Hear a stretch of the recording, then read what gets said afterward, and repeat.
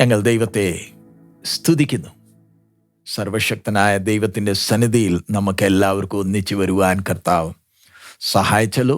ഞങ്ങളും അമേരിക്കയിൽ കഴിഞ്ഞ ദിവസങ്ങളിൽ ന്യൂജേഴ്സിയിലെ ശുശ്രൂഷ കഴിഞ്ഞിട്ട് ഫിലദൽഫിയ, അത് കഴിഞ്ഞിട്ട് വാഷിങ്ടൺ DC അടുത്തുള്ള ആഷ്ബേൺ, അവിടെ ശുശ്രൂഷിപ്പാൻ കർത്താവ് സഹായിച്ചു.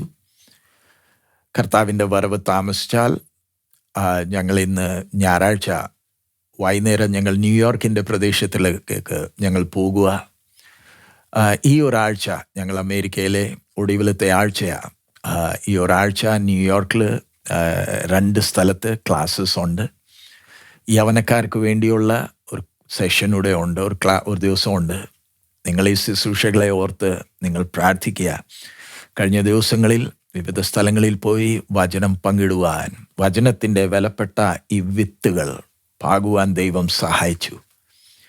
ഈ വിത്തുകൾ, ഈ വചനത്തിൻ്റെ വിത്ത് പാകിയ ജീവിതങ്ങളിൽ ദൈവത്തിൻ്റെ വചനം വേർപിടിച്ച് ഓരോരുത്തരുടെ ജീവിതം ദൈവനാമത്തിൻ്റെ മഹത്വത്തിന് ആയിത്തീരുവാൻ നിങ്ങൾ പ്രാർത്ഥിക്കണം.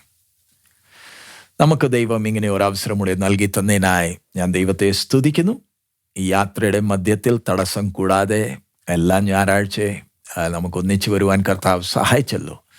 ഇന്നത്തെ വചന ധ്യാനം നമ്മൾ കഴിഞ്ഞ ആഴ്ച ധ്യാനിച്ച ആ വേദഭാഗം തന്നെ, യെശയ്യാ പ്രവചനം അതിൻ്റെ 50-ാമത്തെ അധ്യായമാണ് നമ്മൾ ധ്യാനിക്കാൻ തുടങ്ങിയത്.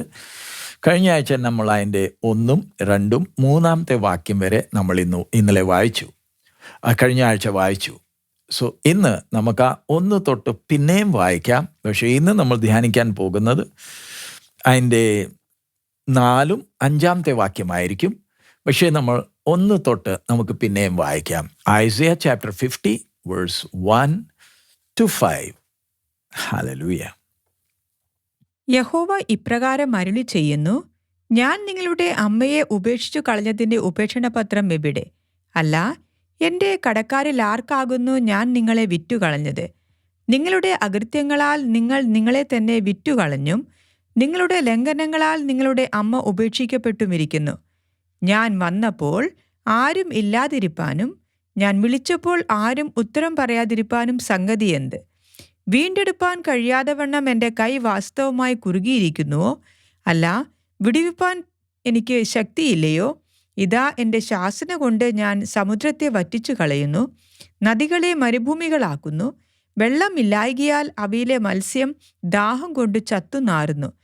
ഞാൻ ആകാശത്തെ ഇരുട്ടുടുപ്പിക്കുകയും രട്ടുപുതുപ്പിക്കുകയും ചെയ്യുന്നു.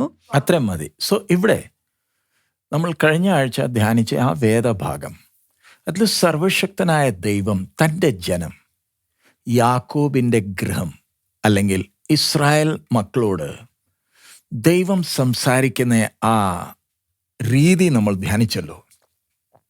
ഞാൻ നിങ്ങളെ ഉപേക്ഷിച്ച് കളഞ്ഞു എന്ന് നിങ്ങൾ ചിന്തിച്ച് നിങ്ങൾ ഭാരപ്പെടുന്നുണ്ട്. ഞാൻ നിങ്ങളെ കൈവിട്ടതാ, അതില്ലയോ പറയുന്നത്? ഞാൻ നിങ്ങളോട് വിശ്വസ്തനല്ല, ഞാൻ നിങ്ങളെ ഓർക്കുന്നില്ല, അതില്ലയോ നിങ്ങളുടെ ചിന്ത? ഞാൻ നിങ്ങളെ ഉപേക്ഷിച്ച് കളഞ്ഞതാണെങ്കിൽ പ്രമാണമനുസരിച്ച് വിവാഹമോചനത്തിൻ്റെ ആ പത്രമുണ്ടല്ലോ, അത് നിങ്ങളുടെ കയ്യിലുണ്ടോ? നിങ്ങളുടെ ചിന്തയനുസരിച്ച് ഞാൻ നിങ്ങളെ ഉപേക്ഷിച്ച് കളഞ്ഞതാ. അങ്ങനെയാണെങ്കിൽ ആ പത്രം നിങ്ങളുടെ പക്കലുണ്ടോ? ഇല്ലല്ലോ. കാരണം ഞാൻ അങ്ങനത്തെ ഒരു എഴുത്ത് തന്നിട്ടില്ലല്ലോ. എത്ര ആഴമുള്ള ഒരു വിഷയമാ. ഞാൻ നിങ്ങളെ ത്യജിച്ചു കളഞ്ഞിട്ടില്ലല്ലോ, ഉപേക്ഷിച്ച് കളഞ്ഞിട്ടില്ലല്ലോ. നമ്മുടെ ബന്ധം അത്രയും ഉള്ളായിരുന്നു. ഞാൻ ഉടമ്പടി ചെയ്തതല്ലയോ? പിന്നെ നീയൊക്കെ ഭാരപ്പെടുന്നത്, വ്യാകുലപ്പെടുന്നത്, നീറുന്നത്, ദുഃഖത്തോടെ ഓരോ ദിവസം മുന്നോട്ട് പോകുന്നത്, അതെന്താ? സോ നമ്മൾ ആ കഴിഞ്ഞ ആഴ്ച ഈ വിഷയം ധ്യാനിച്ചതാ. ഈ രീതിയിൽ ദൈവം തൻ്റെ ജനത്തോട് സംസാരിച്ചു കഴിഞ്ഞിട്ട് 4-ാമത്തെ അധ്യായത്തിൽ ദൈവം സംസാരിക്കുന്ന ആ വാക്കുകൾ നമുക്ക് ഒന്ന് ശ്രദ്ധിക്കാം. 4ഉം 5ഉം വേഴ്സ് 4 and 5. തളർന്നിരിക്കുന്നവനെ വാക്കുകൊണ്ട് താങ്ങുവാൻ അറിയേണ്ടതിന് യഹോവയായ കർത്താവ് എനിക്ക് ശിഷ്യന്മാരുടെ നാവ് തന്നിരിക്കുന്നു. അവൻ രാവിലെ തോറും ഉണർത്തുന്നു. ശിഷ്യന്മാരെ പോലെ കേൾക്കേണ്ടതിന് അവൻ എൻ്റെ ചെവി ഉണർത്തുന്നു. യഹോവയായ കർത്താവ് എൻ്റെ ചെവി തുറന്നു. ഞാനോ മറുത്തു നിന്നില്ല, പിന്തിരിഞ്ഞതുമില്ല. ഇവിടെ ഇനിയും ദൈവത്തിൻ്റെ ആത്മാവ് പ്രവാചകൻ മുഖാന്തരം മനുഷ്യനായ ക്രിസ്തുയുടെ ജീവിതത്തെ നമ്മുടെ മുമ്പേ നിർത്തുന്നത്, കാണിക്കുന്നത്. നമ്മൾ സർവശക്തനായ ദൈവത്തിൻ്റെ സ്വഭാവം നമ്മൾ ശ്രദ്ധിച്ചാൽ, ധ്യാനിച്ചാൽ നമ്മുടെ ആത്മീയ ജീവിതത്തിന് എത്ര ബലം നമുക്ക് പ്രാപിക്കാം. ദൈവത്തിൻ്റെ ആത്മാവ് നമ്മളെ മുമ്പേ കൊണ്ട് നിർത്തുന്നത് മനുഷ്യനായ ക്രിസ്തുയുടെ ആ ജീവിതം. നമ്മൾ ഒത്തിരി പ്രാവശ്യം പറഞ്ഞ ഒരു വിഷയമാണ്. ഈ ഒടുവിലത്തെ ആദാമിനെ നമ്മൾ നോക്കുമ്പോൾ, നമ്മൾ ഒടുവിലത്തെ ആദാമിനെ വചനത്തിൽ വ്യത്യസ്തമായ പേരുകൾ ഉപയോഗിച്ചേക്കുന്നത് നമുക്ക് കാണാം. കർത്താവായ യേശു ക്രിസ്തു നമ്മൾ ആ പേര് വിളിക്കുമ്പോൾ ആ ഒരു പേര് മാത്രമല്ലല്ലോ, സർവശക്തനായ ദൈവം മനുഷ്യന്റെ വേഷത്തിൽ ഭൂമി നടക്കുമ്പോൾ പൂർണ്ണനായ ദൈവം, പൂർണ്ണ ദൈവം, അതേസമയം പൂർണ്ണ മനുഷ്യനുമാ. ഞാൻ അങ്ങനെ പറയുന്നതിൻ്റെ കാരണം ഇന്ന് ഒത്തിരി വിശ്വാസികളുടെ ഹൃദയത്തിൽ പൂർണ്ണ ദൈവത്വവും പൂർണ്ണ മനുഷ്യത്വത്തിൻ്റെ ആ ആഴങ്ങൾ മനസ്സിലാക്കിയിട്ടില്ല ഒത്തിരി പേര്. അതുകൊണ്ട് ആ ജീവിതത്തിൽ അവർക്ക് ക്രിസ്തീയ ജീവിതത്തിൻ്റെ ആ സന്തോഷം അവർക്ക് അനുഭവിക്കാൻ കഴിയുന്നില്ല. എപ്പോഴും ഭാരപ്പെട്ട് നിരാശപ്പെട്ട് നടക്കുക. സർവശക്തനായ ദൈവം നമ്മൾ ഈ ഭൂമിയിൽ വരുന്നതിന് മുമ്പേ മനുഷ്യന്റെ വേഷത്തിൽ ഈ ഭൂമി തന്നെ നടന്നവനാ. കഴിഞ്ഞ ദിവസങ്ങളിൽ നിങ്ങൾ വാർത്ത കേട്ട് കാണുമല്ലോ, ഇറാനുമായി യുദ്ധത്തിൻ്റെ മധ്യത്തിൽ അമേരിക്കയിൽ നിന്ന് 4 പേര്, ഒരാൾ കാനഡയിലെയാ, 3 പേർ ചന്ദ്രത്തിൻ്റെ ചുറ്റും കറങ്ങാൻ പോയേക്കുക. അവിടെ കുറേ വർഷങ്ങൾ കഴിഞ്ഞിട്ട് ആ മനുഷ്യൻ അങ്ങോട്ട് പോയേക്കുന്നത്. അവിടെ ഇറങ്ങാനല്ല, അതിൻ്റെ ചുറ്റും ഒന്ന് കറങ്ങിയിട്ട് തിരിച്ചു വരാൻ. സർവശക്തൻ ചന്ദ്രനിലല്ല നടന്നത്, ഈ ഭൂമിയിൽ മനുഷ്യന്റെ വേഷത്തിൽ നടന്നു. ആ മനുഷ്യന്റെ വേഷത്തിൽ നടക്കുമ്പോൾ പൂർണ്ണ മനുഷ്യന്റെ ആ വേഷം നമ്മൾ ഒന്ന് ധ്യാനിച്ചാൽ, ഇന്ന് ഒത്തിരി പേർക്ക് ആ കാര്യം ഇതുവരെ തുറന്നു കിട്ടിയിട്ടില്ല എന്ന് പറഞ്ഞാൽ ആ മനുഷ്യത്വത്തെ മാത്രം നമ്മളൊന്ന് ധ്യാനിച്ചാൽ, പൂർണ്ണ മനുഷ്യനാ. കന്യ മറിയം മുഖാന്തരം വന്നതാണെങ്കിൽ ഒടുവിലത്തെ ആദാമാ. കഴിഞ്ഞ ദിവസം നമ്മൾ ഈസ്റ്റർ ആഘോഷിച്ചല്ലോ.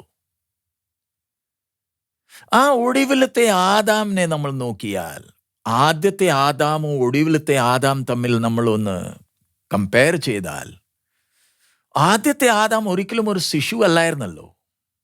പക്ഷെ ഒടുവിലത്തെ ആദാം പ്രമാണത്തിൻ്റെ കീഴെ വന്നു, ഒരു ശിശുവായിരുന്നു.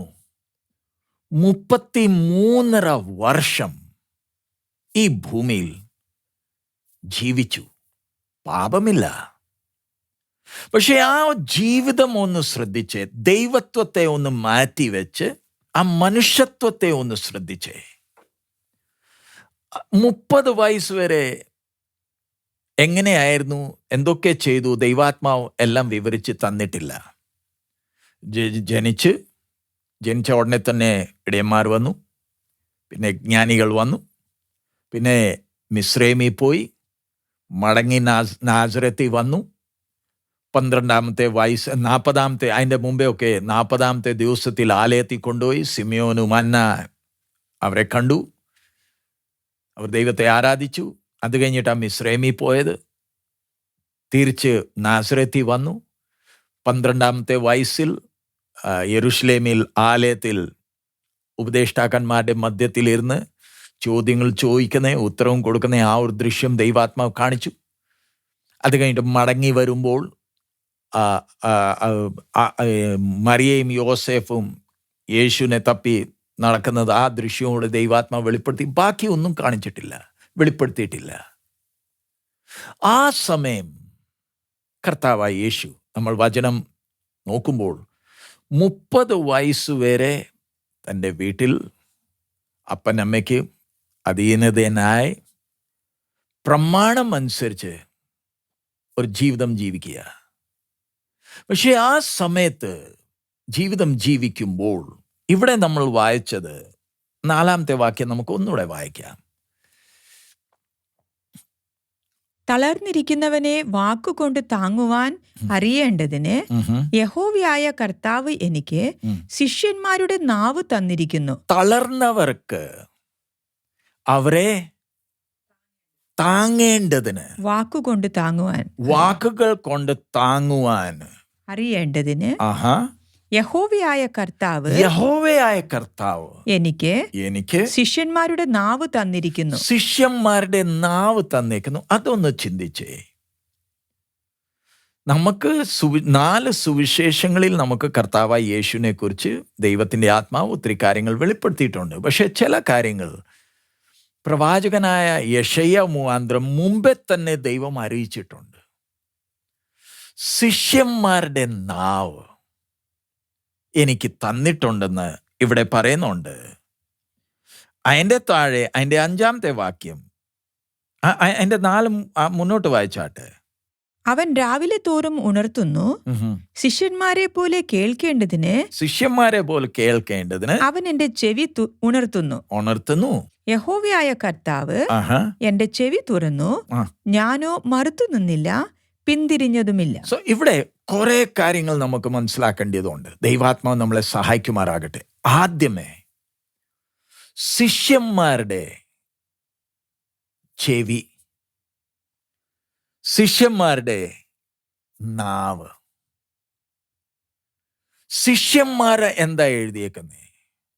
ശിഷ്യൻ എന്താ എഴുതാത്തത്? ഇവിടെ ഇംഗ്ലീഷിലാണെങ്കിൽ The Lord God hath given me the tongue of the learned, that I should know how to speak a word in season to him that is weary. He wakeneth morning by morning. He waketh mine ear to hear as the learned. The Lord hath opened my ear, and I was not rebellious, neither turned away back. So, ആദ്യമേ ശിഷ്യന്മാർ പറയുമ്പോൾ നമ്മൾ ശ്രദ്ധിക്കേണ്ടത് ദൈവത്തിൻ്റെ ആത്മാവ് നമ്മുടെ മുമ്പേ ഒരു മാതൃകയാ കാണിച്ചു വെച്ചേക്കുന്നത്. ബാക്കി മതങ്ങളിൽ വിശ്വസിക്കുന്ന എത്ര ജനങ്ങളുണ്ട്. മതം അവരോട് പറയുന്ന ആ ആചാരങ്ങൾ, മതം പറയുന്ന വിഷയങ്ങൾ അവർ സ്വീകരിക്കുന്നുണ്ട്. അതനുസരിച്ച് അവരുടെ ജീവിതത്തെ അവർ ക്രമപ്പെടുത്തി അവർ ഓരോ ദിവസം മുന്നോട്ട് പോകുന്നുണ്ട്. മതം പറയുന്ന അനുസരിച്ച് അവർ കൃത്യമായി ഓരോ കാര്യങ്ങളാ ചെയ്യുന്നത്. പക്ഷെ നമുക്കോ ഒരു മതമല്ല കിട്ടിയത്. നമ്മുടെ മുമ്പേ ഒരു ജീവിതമുണ്ട്, ഒരു മാതൃകയുണ്ട്. ആ മാതൃക പ്രകാരമാണ് നമ്മൾ ജീവിക്കേണ്ടത്. ചിലർ പറയുന്നുണ്ട്, അങ്ങനെയൊക്കെ ജീവിക്കാൻ ഒക്കുമോ? അങ്ങനത്തെ ചിന്തയുള്ള ഒരു വ്യക്തി വെളിപ്പെടുത്തുന്നത് എന്താ? ക്രിസ്തു നടന്ന പോലെ നമുക്ക് നടക്കാൻ കഴിയുമോന്ന് പറഞ്ഞുകൊണ്ട് അങ്ങനത്തെ ചിന്ത അകത്ത് വെച്ചുകൊണ്ട് നടക്കുന്നവർ വെളിപ്പെടുത്തുന്നത് എന്താ? അവർ ദൈവസഭയുടെ അംഗമല്ല. കർത്താവിൻ്റെ സഭ ഇവിടുന്ന് പോകുമ്പോൾ അവർ പോകത്തുമില്ല. അത് പറയുന്നതിൻ്റെ അടിസ്ഥാനം ഇങ്ങനത്തെ ചിന്തഗതിയുള്ളവരോട് ഒന്ന് നോക്കിക്കേ, പ്രത്യാശയില്ല. പ്രത്യാശയില്ലാത്ത ജീവിതമാണ്. സ്വർഗീയ സന്തോഷം അവർ അനുഭവിക്കുന്നില്ല. പക്ഷെ ദൈവത്തിൻ്റെ ആത്മാവ് ഉള്ളിൽ വസിക്കുന്ന ഒരു വ്യക്തി, അവൻ ക്രിസ്തുവിനെ നോക്കിയില്ലയോ നടക്കേണ്ടത്? ഒരു മാതൃകയില്ലയോ? ദൈവാത്മാവിൻ്റെ സഹായം ചോദിച്ചുകൊണ്ടില്ലയോ ഓരോ ദിവസവും മുന്നോട്ട് പോകുന്നേ? ആ മാതൃകയെ നോക്കി പൂർണ്ണ മനുഷ്യനായി ക്രിസ്തു എങ്ങനെ നടന്നു? ശിഷ്യന്മാരുടെ നാവ്, ശിഷ്യന്മാരുടെ ചെവി. ആദ്യമേ ശിഷ്യന്മാർ പറയുമ്പോൾ നമ്മൾ എല്ലാവരും ക്രിസ്തു നടന്ന പോലാണ് നടക്കേണ്ടത്. അതാ ദൈവം നമ്മളിൽ നിന്ന് പ്രതീക്ഷിക്കുന്നത്. അതുകൊണ്ടാണ് ശിഷ്യന്മാരെന്ന് വാക്ക് എഴുതിയേക്കുന്നത്, കാണിച്ചു തന്ന മാതൃക പ്രകാരം. സോ ആ ശിഷ്യന്മാർ, ആ കർത്താവിൻ്റെ ജീവിതം നമ്മൾ നോക്കിയാൽ, ആ സമർപ്പണം, ജനനം തൊട്ട് ഒടുവിലത്തെ ശ്വാസം എടുക്കുന്നവരെ, പിതാവിൻ്റെ കയ്യിൽ ആത്മാവിനെ ഏൽപ്പിക്കുന്നവരെ, ഒരു തെറ്റും ആ ജീവിതത്തിലില്ല. നിഷ്കളങ്കമായ ഒരു ജീവിതം. മനുഷ്യനായ ക്രിസ്തു, പരീക്ഷകൾ വന്നല്ലോ, സ്വന്തം ഹിതം ചെയ്യാനുള്ള അവസരങ്ങൾ ഉണ്ടായിരുന്നല്ലോ, ആ കല്ലിനെ അപ്പം ആക്കാൻ അവസരമുണ്ടല്ലോ, വീഴാൻ സാധ്യതകൾ ഉണ്ടല്ലോ. എന്നിട്ടും വീഴാഞ്ഞത് എന്ത്? അതിൻ്റെ മർമ്മം എന്താ? നമ്മൾ എപ്പോഴും വീണുകൊണ്ടിരുന്നു, ദൈവത്തോട് ക്ഷമ ചോദിച്ചുകൊണ്ട് നമ്മൾ നടക്കുന്നു. കർത്താവേ, നിന്റെ രക്തത്താൽ എന്നെ കഴുകി ശുദ്ധീകരിക്കണമേ, വീണ്ടെടുക്കണമേ എന്ന് ഇത് പറഞ്ഞുകൊണ്ടാണ് നമ്മൾ ഈ പാട്ടുകൾ പാടിക്കൊണ്ടാണ് നമ്മൾ നടക്കുന്നത്. പക്ഷെ കർത്താവായ യേശു ക്രിസ്തു പൂർണ്ണ മനുഷ്യനായി വീഴാതിരുന്നത് എങ്ങനെ? അകത്ത് ആ ഒരു സമർപ്പണം. നമ്മളെ സഹായിക്കാൻ ദൈവത്തിൻ്റെ ആത്മാവുണ്ട്. പക്ഷെ മനുഷ്യനായ ക്രിസ്തുവിനെ ദൈവാത്മാവോ തൻ്റെ വ്യക്തിപരമായ ജീവിതത്തിൽ സഹായിക്കത്തില്ല. ചിലരുടെ ചിന്തയുണ്ട്, സഹായിക്കുന്നോണ്ടാ വീഴാത്തത്. അത് മുമ്പേ ഒത്തിരി പ്രാവശ്യം ആ വിഷയം പറഞ്ഞതാ. ആദ്യത്തെ ആദാം പരിശുദ്ധാത്മാവുടെ സഹായമില്ലാതെ നടന്നത്. ഒടുവിലത്തെ ആദാമിന് പാപമില്ലാത്തോണ്ട് പരിശുദ്ധാത്മാവ് സഹായിക്കത്തില്ല. പാപത്തിൻ്റെ അടിമത്വത്തിൽ കിടന്നവർ, അതിൽ നിന്ന് വീണ്ടെടുപ്പ് പ്രാപിച്ചോർ, പഴയ മനുഷ്യനുള്ളവരെ ആ ദൈവാത്മാവ് സഹായിക്കുന്നത്. കാരണം സഹായം വേണം. കർത്താവായ യേശു പൂർണ്ണ മനുഷ്യനായി നടക്കുമ്പോൾ അകത്തൊരു സമർപ്പണമുണ്ട്. എനിക്ക് പിതാവിൻ്റെ ഹിതം മതി. ഒരു ദാസന്റെ മനസ്സാ. ഈ ദാസനെ കുറിച്ച് നമ്മൾ പ്രമാണത്തിൽ നോക്കുമ്പോൾ, വായിച്ച പുറപ്പാട് പുസ്തകം 21 അധ്യായം 1 മുതൽ 6 വാക്യം വരെ നമുക്ക് വായിക്കാം. Exodus chapter 21 versus 1 to 6. പുറപ്പാട് പുസ്തകം 21 അധ്യായം 1 മുതൽ 6 വാക്യം വരെ നമുക്ക് വായിക്കാം. അവരുടെ മുമ്പാകെ നീ വെക്കേണ്ടുന്ന ന്യായങ്ങളാവിത്: ഒരു എബ്രായ ദാസനെ വിലയ്ക്ക് വാങ്ങിയാൽ 6 സംവത്സരം സേവിച്ചിട്ട് 7-ാം സംവത്സരത്തിൽ അവനൊന്നും കൊടുക്കാതെ സ്വതന്ത്രനായി പൊയ്ക്കൊള്ളട്ടെ. ഏകനായി വന്നു എങ്കിൽ ഏകനായി പോകട്ടെ. അവനു ഭാര്യ ഉണ്ടായിരുന്നു എങ്കിൽ ഭാര്യയും അവനോട് കൂടെ പോകട്ടെ. അവന്റെ യജമാനൻ അവന് ഭാര്യയെ കൊടുക്കുകയും അവൾ അവന് പുത്രന്മാരെയോ പുത്രിമാരെയോ പ്രസവിക്കുകയും ചെയ്തിട്ടുണ്ടെങ്കിൽ ഭാര്യയും മക്കളും യജമാനനിരിക്കണം. അവൻ ഏകനായി പോകണം. എന്നാൽ ദാസൻ, ഞാൻ എൻ്റെ യജമാനനെയും എൻ്റെ ഭാര്യയെയും മക്കളെയും സ്നേഹിക്കുന്നു, ഞാൻ സ്വതന്ത്രനായി പോകയില്ല എന്നു തീർത്തു പറഞ്ഞാൽ, യജമാനൻ അവനെ ദൈവസന്നിധിയിൽ കൊണ്ടുചെന്ന് കതകിൻ്റെയോ കട്ടളക്കാലിൻ്റെയോ അടുക്കൽ നിർത്തിയിട്ട് സൂചി കൊണ്ട് അവൻ്റെ കാത് കുത്തി തുളയ്ക്കണം. പിന്നെ അവൻ എന്നേക്കും അവന് ദാസനായിരിക്കണം. സോ ഇവിടെ ഒരു എബ്രായ ദാസനെ കുറിച്ച് ദൈവത്തിൻ്റെ പ്രമാണം. കഴിഞ്ഞ ആഴ്ച എബ്രായർ, ഇസ്രായേൽ ജനത്തിന് പുരുഷന്മാർ അവരുടെ ഭാര്യമാരെ ഉപേക്ഷിക്കണമെങ്കിൽ ആ ഉപേക്ഷ പത്രത്തിനെ കുറിച്ചുള്ള പ്രമാണം നമ്മൾ ശ്രദ്ധിച്ചു. പക്ഷെ ഇവിടെ ഒരു ദാസനെ കുറിച്ചുള്ള പ്രമാണം ദൈവം കൊടുത്തേക്കുന്നത് 6 വർഷം അവൻ ഒരടിമയായി ഒരു ഭവനത്തിൽ അവൻ അടിമയായിരിക്കുന്നു. 7-ാമത്തെ വർഷം വരുമ്പോൾ അവസരം വന്നു, സമയം വന്നു, ഇനിയും ആ അടിമത്വത്തിൽ നിന്ന് മാറാം. പൂർണ്ണ സ്വാതന്ത്ര്യത്തിൻ്റെ ഒരു വർഷമാണ്. ഇനിയും അടിമത്വത്തിൽ കിടക്കണ്ട. ആ ഒരു സമയം വന്നപ്പം ഇനിയും ഈ ദാസന, ഈ അടിമയാ തീരുമാനമെടുക്കേണ്ടത്, നിർബന്ധത്താലല്ല. ആ സമയം വന്നു, ഇനിയും പൂർണ്ണ സ്വാതന്ത്ര്യമുണ്ട്. താൻ പോകാം. ഇനി അടിമയായിരിക്കണ്ട. 6 വർഷം അടിമയായിരുന്നല്ലോ. പക്ഷേ ഭാര്യ കിട്ടിയിട്ട്, യജമാനൻ ഭാര്യയെ തന്നിട്ടുണ്ടെങ്കിൽ, ഭാര്യ മുഖാന്തരം മക്കളുണ്ടായിട്ടുണ്ടെങ്കിൽ അവരെ ഇവിടെ വിട്ടിട്ട് തന്നെ പോകാം. പൂർണ്ണ സ്വാതന്ത്ര്യം നമ്മൾ അതിലും ആഗ്രഹിക്കുന്നത്. പക്ഷെ ആ ദാസൻ പറയുക, ഈ 6 വർഷം ഞാൻ അടിമയായിരുന്നു, പക്ഷെ യജമാനൻ എന്നോട് ഇടപെട്ടത് ഒരടിമയായിട്ടല്ല.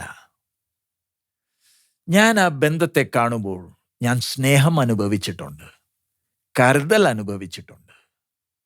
എനിക്കൊരു ഭാര്യയെ കിട്ടി, മക്കളും കിട്ടി. എനിക്ക് ഇന്ന് പൂർണ്ണ സ്വാതന്ത്ര്യത്തോടെ പോകാമെങ്കിൽ ഞാൻ പോകുന്നില്ല. ഞാൻ ഒരു തീരുമാനത്തിലെത്തി, ഞാൻ ഇനി മരണം വരെ അടിമയായിരുന്നോളാം. ആ ഒരു തീരുമാനം നോക്കിയേ. അങ്ങനത്തെ ഒരു തീരുമാനം എടുത്താൽ ആലയത്തിൻ്റെ അടുത്ത് ആ വാതിലുടെ കതകിന്റെയോ കട്ടളക്കാലിന്റെയോ അടുക്കൽ നിർത്തിയിട്ട്, ആ കതകിന്റെ കട്ടളക്കാലിന്റെയോ അവിടെ നിർത്തിയിട്ട് സൂചിയെടുത്ത് അവന്റെ കാത് കുത്തി തുളയ്ക്കണം. കാത് അല്ലെങ്കിൽ ചെവിയിൽ ഒരു കുത്തി തുളയ്ക്കണം. ആ ഒരു അടയാളം ഇരിക്കണം. വേദനയുടെ അനുഭവമാണ്. ലോകം അറിയണം നീ സ്വയമേ തീരുമാനിച്ചത് എനിക്ക് അടിമത്വം മതി. ഇവിടെ ആ സംഭവം ഞാൻ എടുത്തത് കർത്താവായ യേശു ക്രിസ്തുവിൻ്റെ പൂർണ്ണ മനുഷ്യനായിരിക്കുമ്പോൾ ആ ജീവിതം, സമർപ്പണത്തിൻ്റെ ജീവിതം. എൻ്റെ പിതാവിൻ്റെ ഹിതം എനിക്ക് മതി, എൻ്റെ ആഗ്രഹങ്ങൾ ഒന്നും വേണ്ട. ആ സമർപ്പണത്തോടെ നടക്കുമ്പോളാ ദൈവശബ്ദം അല്ലെങ്കിൽ ദൈവവചനത്തിൻ്റെ ആഴങ്ങൾ ദൈവാത്മാവ് വെളിപ്പെടുത്തി തരുന്നത്. നമ്മൾ ആ യെശയ്യാ 50:4 ഒന്നുകൂടെ വായിക്കാം. ഐസയ 50 അതിൻ്റെ 4-ാമത്തെ വാക്ക്, ശിഷ്യന്റെ നാവ് അവിടെ എഴുതിയിരിക്കുമ്പോൾ വായിച്ചേ ഒന്നുകൂടെ. തളർന്നിരിക്കുന്നവനെ വാക്കുകൊണ്ട് താങ്ങുവാൻ അറിയേണ്ടതിന് തളർന്നിരിക്കുന്നവരെ വാക്കുകൾ കൊണ്ട് താങ്ങുവാൻ അറിയേണ്ടതിന്, ആ വാക്ക് അറിയേണ്ടതിന് യഹോവയായ കർത്താവ് എനിക്ക് ശിഷ്യന്മാരുടെ നാവ് തന്നിരിക്കുന്നു. അതിന്റെ അർത്ഥം ആ വാക്കുകൾ മുഖാന്തരം കർത്താവായ യേശു ക്രിസ്തുവിന്റെ നമ്മൾ ജീവിതം നോക്കുമ്പോൾ ആ വാക്കുകൾ മുഖാന്തരം കർത്താവ് എങ്ങനെ മറ്റോരെ ആശ്വസിപ്പിച്ചത്. കർത്താവായ യേശു ക്രിസ്തുവിന്റെ ശുശ്രൂഷ നമ്മൾ ശ്രദ്ധിക്കുമ്പോൾ രോഗികളുണ്ട്, ഭൂതം ബന്ധിച്ച് ആ അനുഭവമുള്ള ആൾക്കാരുണ്ട്.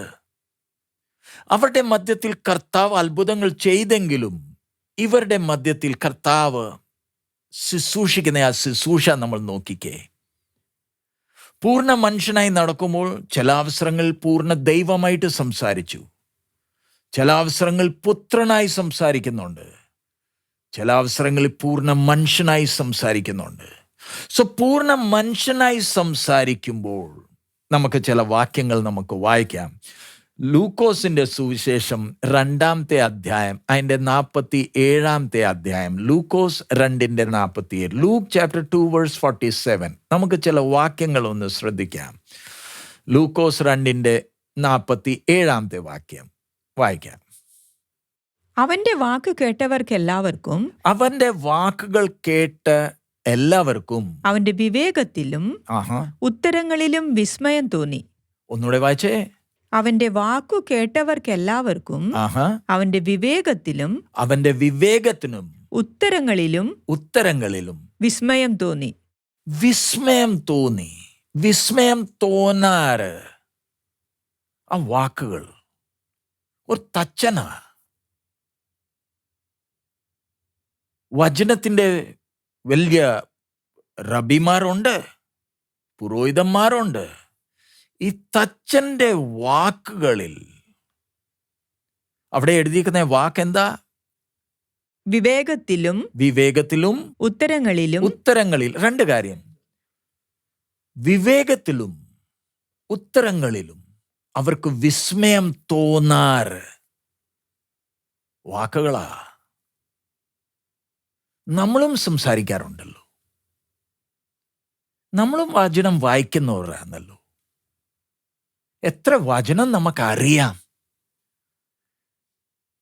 നമുക്കും പ്രസംഗിക്കാൻ കഴിവുണ്ടല്ലോ. എത്ര പോയിന്റുകൾ നമുക്കറിയാം. പക്ഷെ ഞാൻ സംസാരിക്കുമ്പോൾ എൻ്റെ വാക്കുകൾ കേൾക്കുന്നവർ അവർ ആശ്ചര്യപ്പെടുന്നുണ്ടോ? എന്താ എൻ്റെ വാക്കുകൾക്ക് ആ ഗൗരവമില്ലാത്തത്? നമ്മൾ തന്നെ ഒന്ന് ധ്യാനിച്ചേ, മറ്റവരെ നോക്കണ്ട. ഈ തച്ചൻ സംസാരിക്കുമ്പോൾ ചില അവസരങ്ങൾ ഞാൻ മുമ്പേ പറഞ്ഞിട്ടുണ്ടല്ലോ, ദൈവമായിട്ട് സംസാരിച്ചു, പുത്രനായിട്ട് സംസാരിച്ചു. പക്ഷെ പൂർണ്ണ മനുഷ്യനായി സംസാരിക്കുമ്പോൾ എത്ര സമയങ്ങളിരുന്ന് ദൈവവചനം ധ്യാനിച്ചിട്ടുണ്ട്. അതുകൊണ്ടില്ലയോ വിവേകത്തിലും ഉത്തരങ്ങളിലും ആൾക്കാർക്ക് വിസ്മയം തോന്നുന്നത്. അടുത്തത് യോഹന്നാൻ 7:46 വായിക്കാം. John chapter 7 verse 46. യോഹന്നാൻ 7:46 വാക്യം. John chapter 7 verse 46. ഈ മനുഷ്യൻ സംസാരിക്കുന്നത് പോലെ ആരും ഒരു നാളും സംസാരിച്ചിട്ടില്ല എന്ന് ചേവകർ ഉത്തരം പറഞ്ഞു. അടുത്തത് മത്തായി 7:28. ഈ മനുഷ്യൻ സംസാരിച്ചതുപോലെ വേറെ ആരും ഇതുവരെ സംസാരിച്ചിട്ടില്ലല്ലോ. മത്തായി 7:28 എന്തുവാ വായിക്കുന്നത്? ഈ വചനങ്ങളെ യേശു പറഞ്ഞു തീർന്നപ്പോൾ പുരുഷാരം അവന്റെ ഉപദേശത്തിൽ വിസ്മയിക്കുക.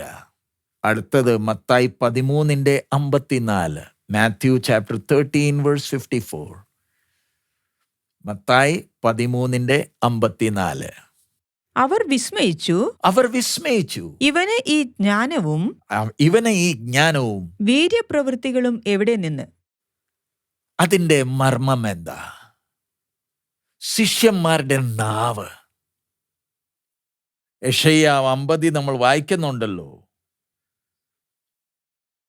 ദുഃഖത്തിൽ കിടക്കുന്നവർ, ഭാരങ്ങളിൽ ജീവിതം കഴിക്കുന്നവരെ താങ്ങുവാൻ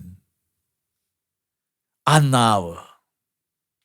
അതെങ്ങനെ സംഭവിക്കുന്നത്? കാരണം ഈ 30 വയസ്സുവരെ തന്നെ ഇരുന്ന് ദൈവവചനം ധ്യാനിച്ചിട്ടുണ്ട്.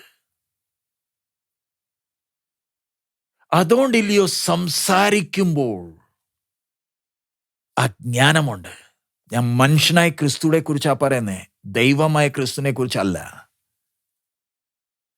ആ ദൈവവചനം ധ്യാനിക്കുമ്പോഴില്ലയോ അതിൻ്റെ ആഴങ്ങൾ മനസ്സിലാകുന്നത്. ആ ആഴങ്ങൾ ദൈവാത്മാവ് വെളിപ്പെടുത്തുമ്പോൾ നമ്മുടെ നടപ്പിനും നമ്മുടെ വാക്കുകൾക്ക് വ്യത്യാസം വരുത്തില്ലയോ? ഞാൻ കേട്ട വചനം അതൊന്ന് ധ്യാനിച്ചാൽ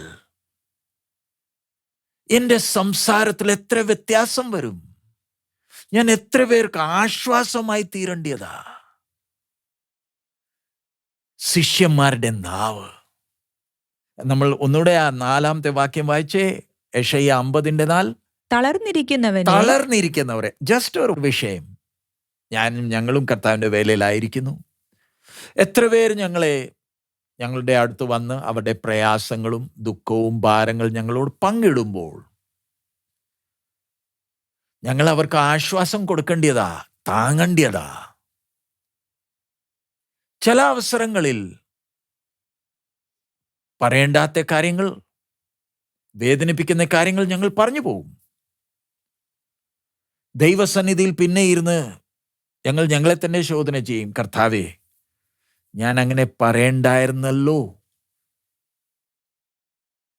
അങ്ങനത്തെ വിഷയം വരുമ്പോൾ ഞങ്ങൾ ദൈവസന്നിധിയിൽ ഇരുന്ന് ഞങ്ങൾ പ്രാർത്ഥിക്കും, കരയും. കർത്താവേ, ചിലരോട് ഞങ്ങൾ സ്നേഹത്തോട് പെരുമാറേണ്ടതാ, ആശ്വാസം കൊടുക്കേണ്ടതാ. പക്ഷേ ചില അവസരങ്ങളിൽ ചിലരോട് കർശനമായി ചില കാര്യങ്ങൾ പറയേണ്ടതുമാ. കർത്താവായ യേശുവിൻ്റെ ജീവിതം നമ്മൾ നോക്കുമ്പോൾ കനാനി സ്ത്രീനോട് പറഞ്ഞ വാക്കുകൾ, സക്കായിനോട് പറഞ്ഞ വാക്കുകൾ, അവേഷ്യസ് മരിയത്തോട് പറഞ്ഞ വാക്കുകൾ, ആലയത്തിൽ ചെന്ന് ചട്ടവാരെടുത്ത അനുഭവം. സോ നമ്മുടെ മുമ്പേ വരുന്ന വ്യക്തികളെ താങ്ങുവാൻ, അവരെ പ്രോത്സാഹിപ്പിക്കണ്ടായോ? ചിലരെ അവർ കർശനമായി ചിലരോട് സംസാരിക്കേണ്ടി വരും. പക്ഷെ പറഞ്ഞു വരുന്ന വിഷയം, ഞാൻ ദൈവവചനം തന്നെ ഇരുന്ന് ധ്യാനിക്കുമ്പോൾ എൻ്റെ സംസാരത്തിന് ആ വ്യത്യാസം വരും. മറ്റവരെ താങ്ങുവാൻ കഴിയും. നമ്മൾ ഓരോരുത്തരും ഈ ദിവസങ്ങളിൽ നമ്മളെ തന്നെ ശോധന ചെയ്യേണ്ടതാ. എൻ്റെ ജീവിതം, എൻ്റെ സംസാരം മറ്റവർക്ക് ആശ്വാസമാണോ? പ്രോത്സാഹനം നൽകുന്നുണ്ടോ? ആ വ്യത്യാസം, കർത്താവെ നീ എന്നെ ക്ഷമിക്കണമെന്ന് പറഞ്ഞാൽ കാര്യം നടക്കത്തില്ല. ഞാൻ ദൈവവചനം തന്നെ ഇരുന്ന് ധ്യാനിച്ചാൽ എൻ്റെ മനസ്സിൽ ദൈവാത്മാവോ ആഴമായ സത്യങ്ങൾ വെളിപ്പെടുത്തി എൻ്റെ മനസ്സിലും ഹൃദയത്തിൽ വെളിപ്പെടുത്തി തരുമ്പോൾ എൻ്റെ വ്യക്തിത്വത്തിൽ അതിൻ്റെ വ്യത്യാസം വരും, ആ പക്വത വരും.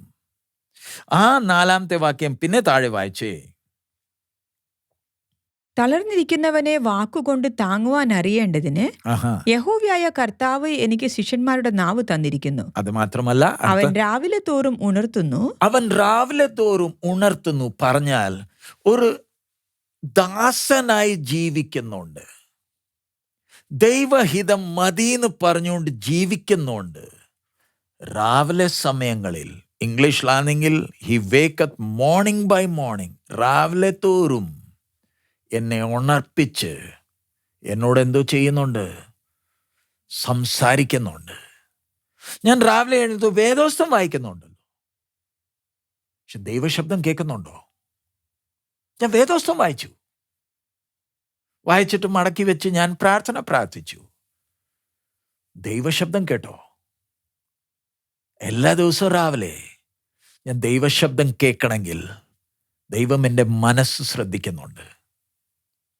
ദൈവഹിതപ്രകാരം ജീവിക്കാനുള്ള തീരുമാനമുള്ളവനാണോ? എൻ്റെ ഓരോ ദിവസത്തിലെ എൻ്റെ നടപ്പിൽ ദൈവഹിതപ്രകാരമാണോ ഞാൻ നടക്കുന്നത്? അതിൻ്റെ താഴെ വായിച്ചേ എന്തോ എഴുതിയേക്കുന്നത്. യഹോവയായ കർത്താവ് എൻ്റെ ചെവി തുറന്നു. യഹോവയായ കർത്താവ് എൻ്റെ ചെവി തുറന്നു. ഞാനോ മറുത്തു നിന്നില്ല. ഞാൻ മറുത്തു നിന്നില്ല, പിന്തിരിഞ്ഞതുമില്ല. ഞാൻ പിന്തിരിഞ്ഞതുമില്ല.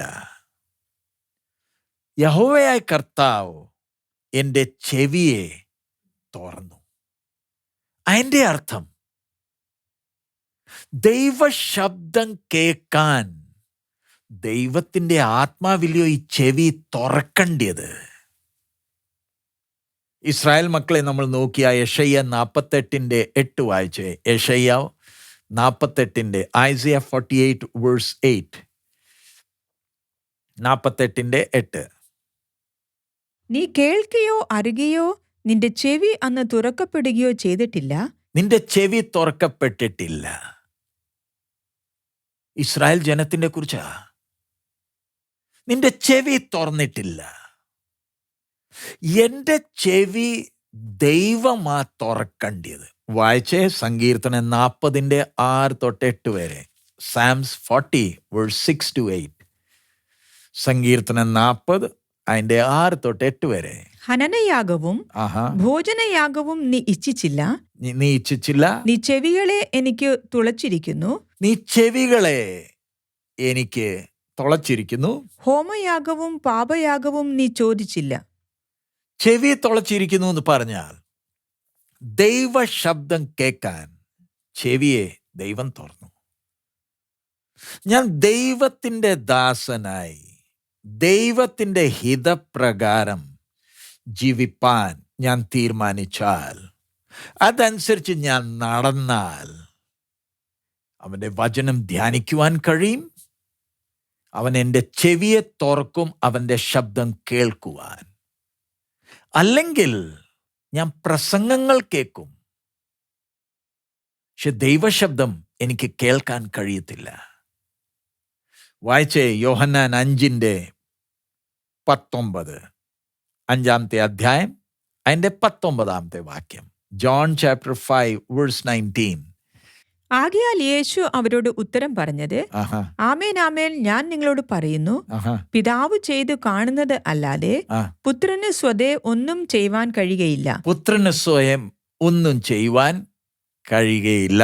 അവൻ ചെയ്യുന്നതെല്ലാം പുത്രനും അവണ്ണം തന്നെ ചെയ്യുന്നു. 6-ാമത്തെ അധ്യായത്തിന്റെ 38-ാമത്തെ വാക്യം. ചാപ്റ്റർ 6:38. യോഹന്നാൻ 6:38. യോഹന്നാൻ 6:38. ഞാൻ എൻ്റെ ഇഷ്ടമല്ല എന്നെ അയച്ചവന്റെ ഇഷ്ടമത്രേ ചെയ്യുവാൻ സ്വർഗത്തിൽ നിന്ന് ഇറങ്ങി വന്നിരിക്കുന്നത്. ഞാൻ എന്നെ അയച്ചവന്റെ ഇഷ്ടം ചെയ്യുവാനാ സ്വർഗത്തിൽ നിന്ന് ഞാൻ ഇറങ്ങി വന്നത്. അയച്ചവന്റെ ഇഷ്ടം, എൻ്റെ ഇഷ്ടമല്ല. 7-ാമത്തെ അധ്യായം 16-ാമത്തെ വാക്യം. ചാപ്റ്റർ 7:16. യോഹന്നാൻ 7:16. യേശു അവരോട് ഉത്തരം പറഞ്ഞത്, എന്റെ ഉപദേശം എന്റേതല്ല, എന്നെ അയച്ചവന്റേതത്രേ. എന്നെ അയച്ചവന്റെ അത്രേ. അതിന്റെ 29-ാമത്തെ വാക്യം, വേഴ്സ് 29. ഞാൻ അവന്റെ അടുക്കൽ നിന്ന് വന്നതുകൊണ്ടും അവൻ എന്നെ അയച്ചതുകൊണ്ടും ഞാൻ അവനെ അറിയുന്നു എന്ന് വിളിച്ചു പറഞ്ഞു. 12-ാമത്തെ അധ്യായത്തിന്റെ 49-ഉം 50-ഉം. 12-ാമത്തെ യോഹന്നാൻ 12, ജോൺ ചാപ്റ്റർ 12 വേഴ്സ് 49 and 50. 12-ാമത്തെ അധ്യായത്തിന്റെ 49-ഉം 50-ാമത്തെ വാക്യം.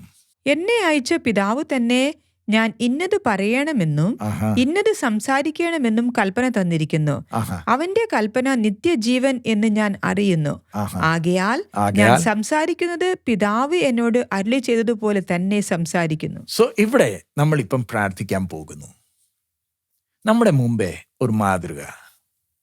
ദൈവത്തിൻ്റെ ആത്മാവ് തൻ്റെ ദാസൻ മനുഷ്യനായ ക്രിസ്തുവിനെ നമ്മുടെ മുമ്പേ നിർത്തിയിരിക്കുമ്പോൾ, ആ ക്രിസ്തുവിനെ നോക്കിയില്ലയോ ഞാൻ നടക്കേണ്ടത്? പാട്ടും പ്രാർത്ഥനയല്ലല്ലോ ക്രിസ്തീയ ജീവിതം. ക്രിസ്തു നടന്ന് കാണിച്ച മാതൃക പ്രകാരമാണോ ഞാൻ നടക്കുന്നത്? കർത്താവിൻ്റെ വരവടുത്തു. ഇനി എത്ര താമസമുണ്ടെന്ന് നമ്മൾ അറിയുന്നില്ല. കർത്താവ് ഒരിക്കലും താമസിക്കത്തില്ലല്ലോ. കൃത്യസമയത്തിനല്ലയോ വരുന്നത്. ഈ കിട്ടുന്ന അവസരം എന്നെ തന്നെ ശോധന ചെയ്യാനില്ലയോ? കർത്താവായി യേശു നടന്ന പ്രകാരമാണോ ഞാൻ നടക്കുന്നത്?